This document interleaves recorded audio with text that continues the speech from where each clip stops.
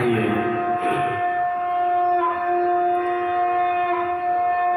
आज की प्रथम दिवस की बेला में हम सब भक्त प्रवेश करने जा रहे हैं और ये बड़े सौभाग्य की बात है। ये अवसर हमें बार बार प्राप्त नहीं होता और अगर ये ठाकुर जी ने दिया है हम सबको तो ऐसे शुभ अवसर का लाभ उठाया जाए।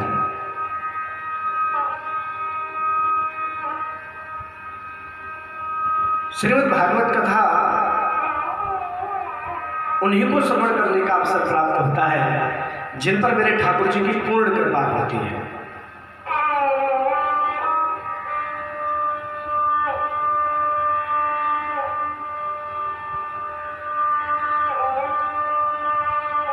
भाग्योदयेन बहुजन्म समर्जिते सत्संगमं च लभते पुरुषो यदा वै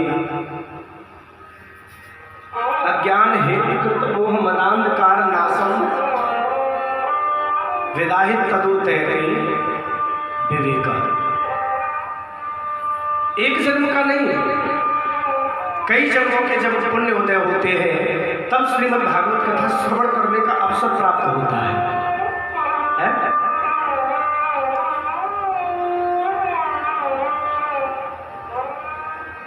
ये भागवत कथा वो है जिसे श्रवण करने के लिए देवता भी तरसते हैं और सत्यता है। ये श्रीमद् भागवत कथा वो है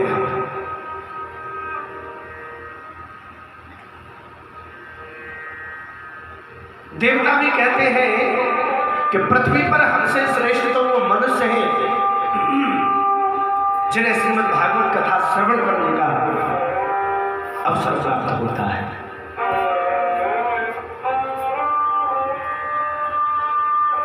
और सत्यता है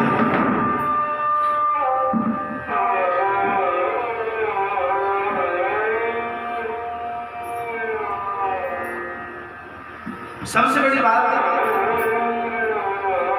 हम लोग कहते हैं भागवत कथा कराएंगे कराएंगे कराएंगे,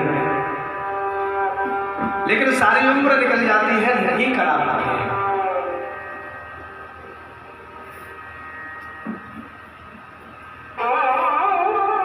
सारी उम्र निकल गई, आज कराएंगे, नहीं करा पाते। जानते हो क्यों?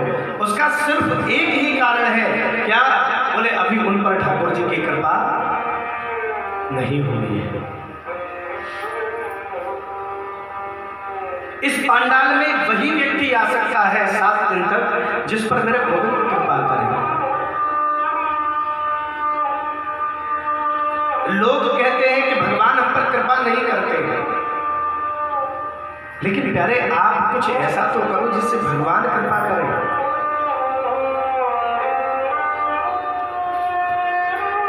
ऐसा करो आप जिससे भगवान कुछ कृपा करे।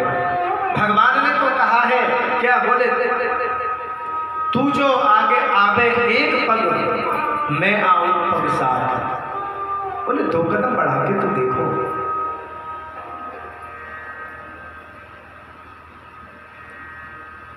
तुम आओ, भगवान 10 कदम चल के आएंगे, आओ तो सही। और वैसे भी हमें जीवन में सब कुछ प्राप्त हो सकता है, लेकिन जो 2 चीज है ये जब तक ठाकुर जी की कृपा नहीं होगी तब तक श्रवण नहीं कर सकते। वो 2 चीज क्या है? संसार में धन भी मिल सकता है, यश भी मिल सकता है, वैभव भी मिल सकता है, हर चीज मिल सकती है, लेकिन 2 चीज है, क्या? शुद्धदारा और लक्ष्मी पापियों के घर हो, संत समागम हरि कथा तुलसी दुर्लभ दो।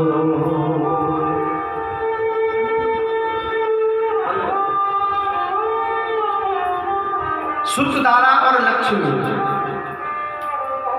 सुत माने बेटा, दारा माने पत्नी और लक्ष्मी माने धन।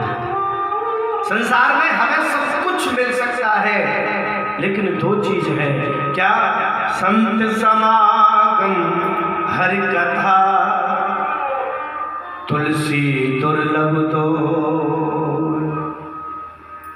दो चीज जब ठाकुर जी की कृपा होती है तभी प्राप्त होती है।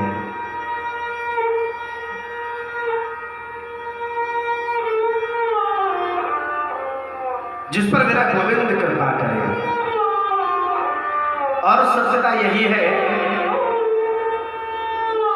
कि जिन पर मेरे ठाकुर जी कृपा करते हैं वही श्रीमद् भागवत कथा श्रवण कर सकते हैं। इंसान निकट न जाए अभागा, जो दुष्ट व्यक्ति होता है वो यहां आ ही नहीं सकता।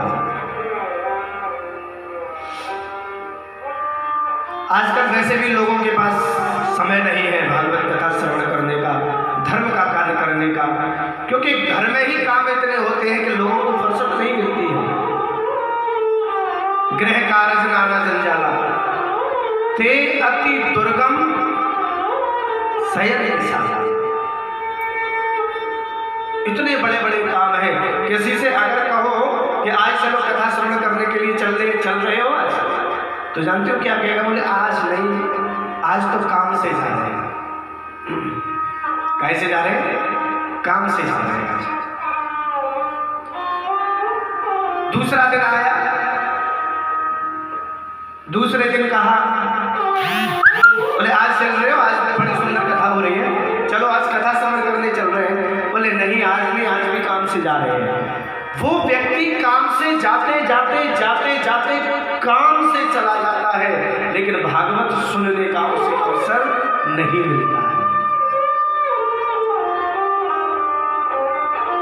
नहीं मिलता है ऐसा, उसे मौका मिल ही नहीं पाता भागवत सुनने का।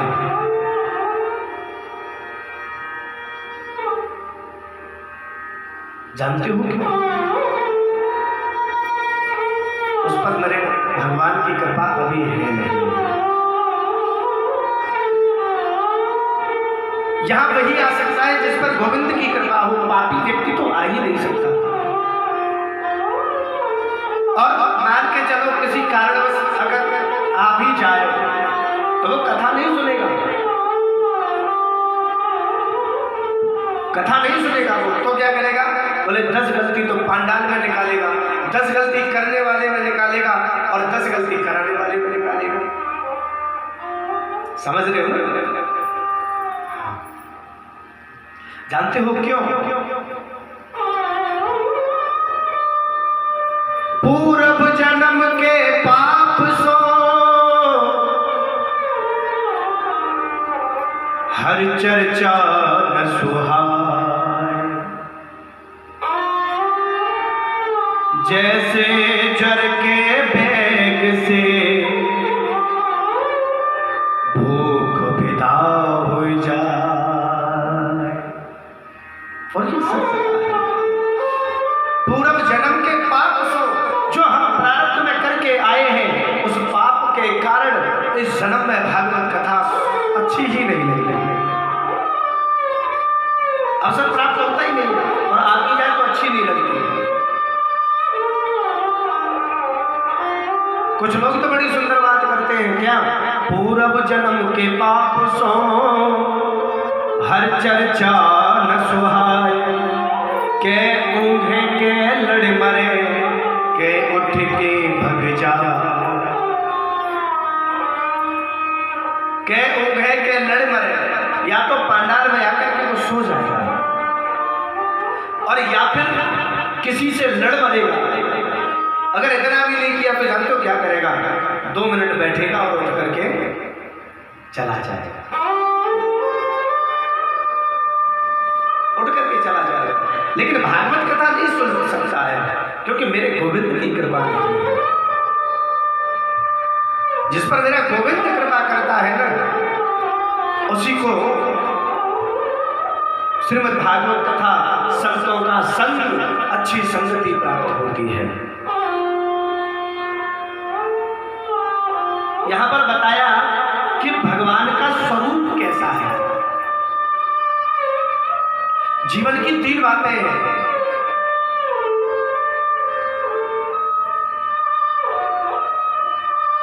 क्या?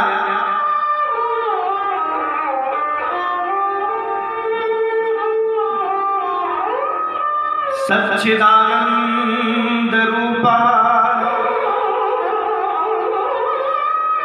विश्वोत्पत्त्यादिहेतवे तापत्र विनाशाय श्री कृष्णाय वयं नमः। हमारे जीवन की 3 बातें हैं, सत्य, चित्त और आनंद। सत्य किसे कहते हैं? सत्य कहते हैं अविनाशी का, जिसका कभी नाश नहीं होता।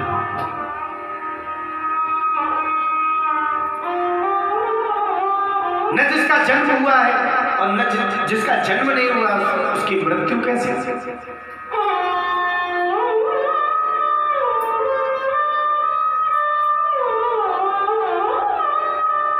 जो सत्य है,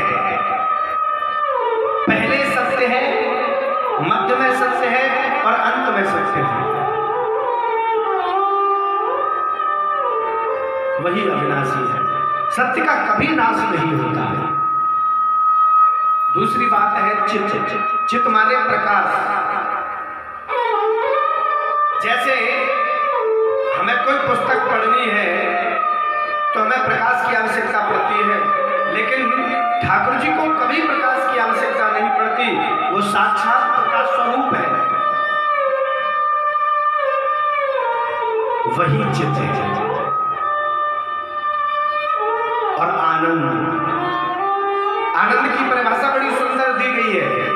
आनंद किसे कहा जाता है?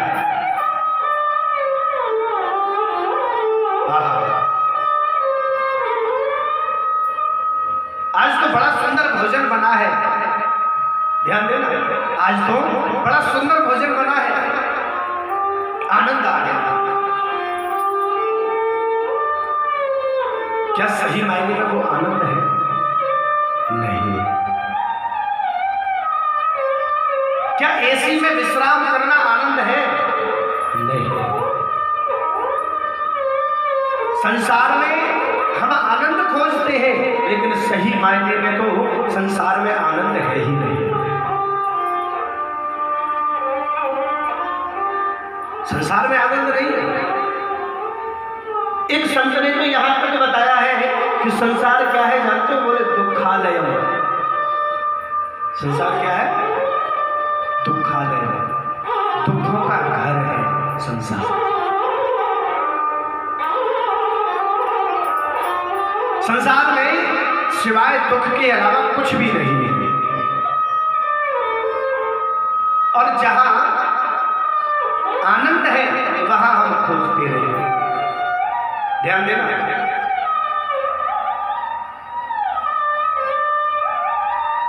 संसार क्या है? बोले दुखालयम, दुखों का घर है। आलय कितने प्रकार के होते हैं? वैसे तो कई प्रकार के होते हैं, भोजनालय, औषधालय, विद्यालय। अब जरा सोचिए आप, विद्यालय में जाकर के अगर हम कहें कि हमें भोजन दे दो तो क्या भोजन मिलेगा?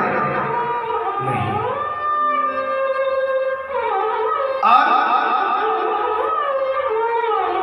भोजनालय में जाकर के हम ये कहें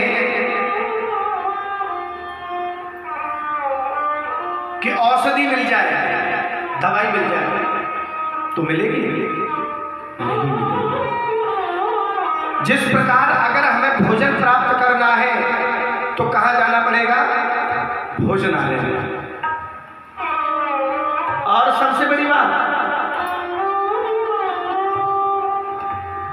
भोजन अगर प्राप्त करना है तो भोजनालय में जाना पड़ेगा। औषधि प्राप्त करनी है तो औषधालय में जाना पड़ेगा। इसी प्रकार संसार क्या है? बताओ। दुखालय। मैंने भी बताया संसार है दुखालय। तो जरा सोचिए, जिस प्रकार भोजनालय में भोजन मिलेगा तो तो प्यारे संसार में दुख के अलावा सुख कहां से मिल सकता है? संसार दुखालय अशाश्वतम, बोले दुखों का घर है क्या? बोले संसार।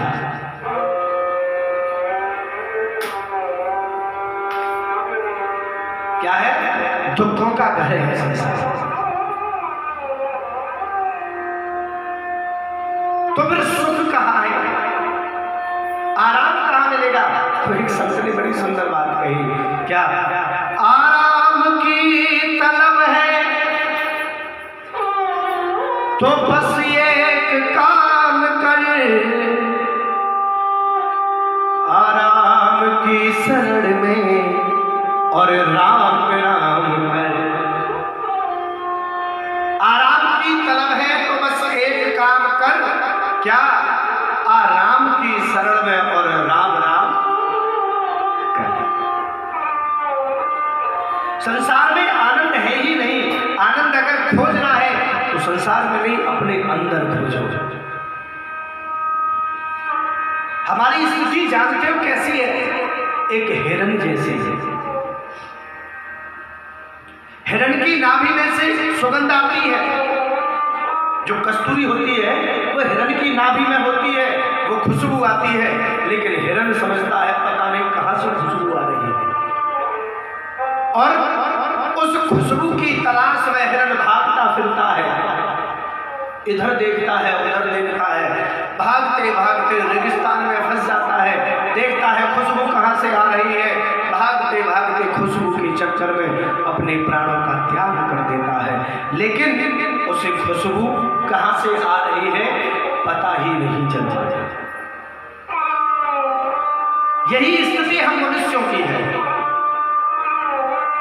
आनंद खोजते खोजते संसार में सारी उम्र निकल गई, बचपन जवानी वृद्धावस्था आई, सारी उम्र निकल गई, लेकिन सुख कहीं भी नजर नहीं आया। तो आनंद संसार में नहीं है।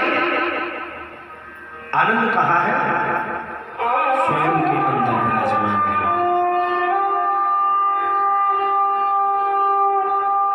आनंद क्या है? जिसका कभी नाश नहीं होता।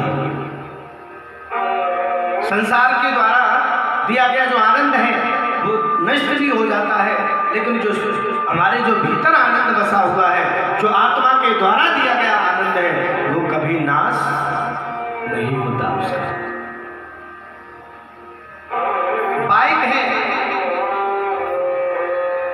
जब तक उसको हम चला रहे हैं तब तक उसका आनंद महसूस हो रहा है, सुख महसूस हो रहा है। आनंद नहीं, सुख महसूस हो रहा है। लेकिन जब वो बाइक टूट गई या हमसे दूर हो गई तो उसका आनंद भी समाप्त हो जाता है। जो संसार का सुख है वो क्षणिक सुख है, बाद में फिर बड़ी परेशानी आती है। संसार का जो सुख है जानते हो कैसा है? वो एक खुजली की तरह होता है। जब हमारे शरीर में खुजली होती है तो पहले तो खुजलाने में बड़ा आनंद आता है। जब उसको खुजलाने के 5 मिनट बाद महसूस होता है कि अरे उसमें बड़ी जलन हो गई। ऐसे ही संसार है। संसार का जो आनंद है, सुख है, कुछ क्षण के लिए तो बड़ा सुखदायी महसूस होता है, लेकिन बाद में बड़ी तकलीफ देता है। सही मायने में जो आनंद है ना, जो हमारी आत्मा के द्वारा दिया गया आनंद है, वही सच्चा आनंद है।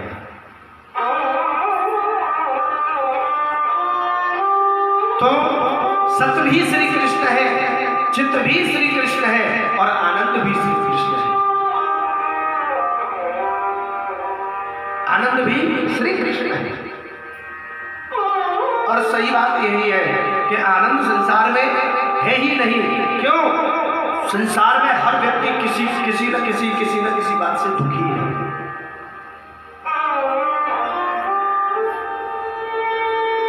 सबसे बड़ा सुखी व्यक्ति है कौन? मैंने बताया था अभी, आराम की तलब है तो बस एक काम कर, शरण में और राम राम कर। यही बात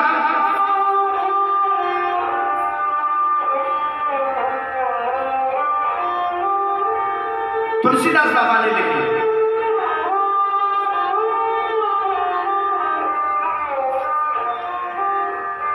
क्या? दीन कहे धनवान सुखी,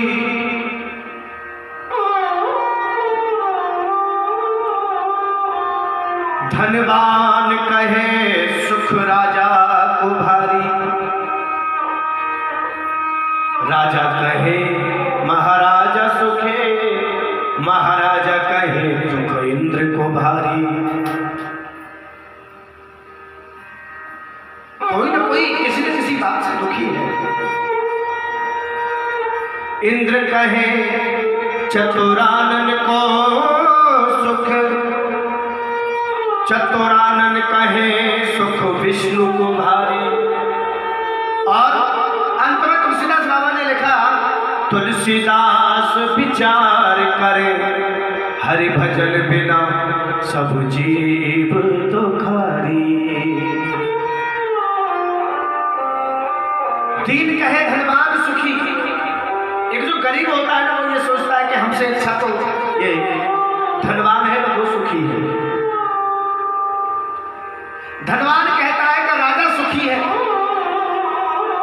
राजा कहता है महाराजा सुखी है, और महाराजा कहता है कि इंद्र सुखी है।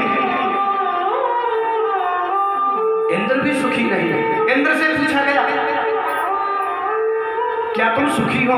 तो इंद्र ने भी मुस्कुराते हुए कह दिया, बोले मैं सुखी नहीं हूं, सुखी तो ब्रह्मा जी है। ब्रह्मा जी से पूछा गया क्या तुम सुखी हो? तो ब्रह्मा जी ने भी सर हिला दिया, बोले मैं भी सुखी नहीं हूं। तो पूछा गया फिर संसार में सुखी है कौन? तो तुलसीदास बाबा ने कहा, बोले सब दुखी हैं संसार में, केवल एक ही सुखी है कौन? तुलसीदास विचार करे हरि भजन बिना सब जीव दुखारी। यदि संसार में कोई सुखी है तो केवल वही है जिसके पास भगवान के नाम का खजाना है। कबीरदास जी ने भी यही बात लिखी। क्या? कबीरा सब जग निर्धना, धनवंता नहीं कोई, धनवंता वह जानियो, जाको राम नाम धन हो। जिसके पास भगवान के नाम का खजाना है वही सबसे बड़ा धनवान है। मीरा जी से बात पूछी गई, मीरा तू इतना यश वैभव छोड़ करके आ गई, तुझे क्या मिला? वृंदावन में आकर के तू रहने लगी, संतों का भेष बना लिया है तूने, क्या मिला तुझे? और तू ये राम राम करताल लेकर के गाती रहती है, इसमें क्या है? इतना बड़ा यश, इतना बड़ा वैभव तू छोड़ करके आई, तुझे क्या मिला? तो मेरा ने बड़ी सुंदर बात कही। क्या? पायो जी मैंने राम रतन धन पायो, वस्तु अमोलक दिनी मेरे सतगुरु, कृपा कर अपनायो। पायो जी मेरे राम रतन धन पायो। बोले पायो जी मैंने राम रतन धन पायो। जो मेरा खजाना है ना वो केवल एक है। क्या? बोले कृष्ण नाम। मीरा ने अगर प्रेम किया तो केवल भगवान कृष्ण से प्रेम किया।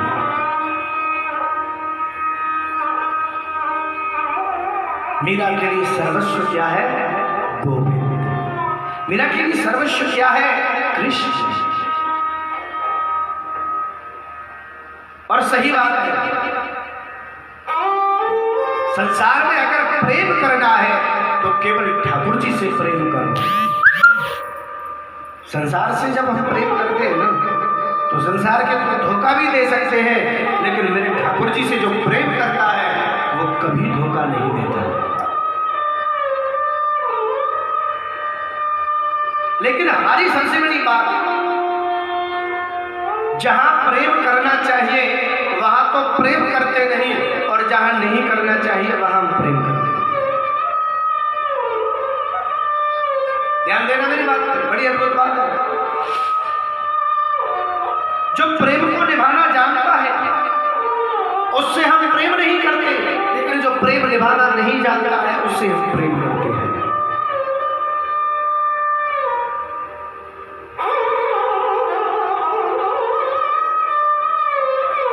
प्रेम कौन निभाना जानता है?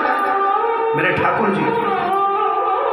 तो उनसे हम सांसारिक व्यवहार निभाते हैं, और जो प्रेम का मतलब नहीं जानते उनसे हम प्रेम करते हैं। कौन? संसार के लोग। प्रीत की रीत रंगी लोही जाने। तो यदि प्रेम करना है तो केवल एक ही प्रेम करने लायक है। कौन? मेरा गोविंद, मेरा ठाकुर, मेरा कन्हैया। क्योंकि वो प्रेम निभाना जानता है। अगर प्रेम करना है तो गोविंद से करो, ठाकुर जी से प्रेम करो। सबसे बड़ा जो धन है हमारा वही है। जो सबसे बड़ा धन है हमारा वही है। उसके अलावा सारे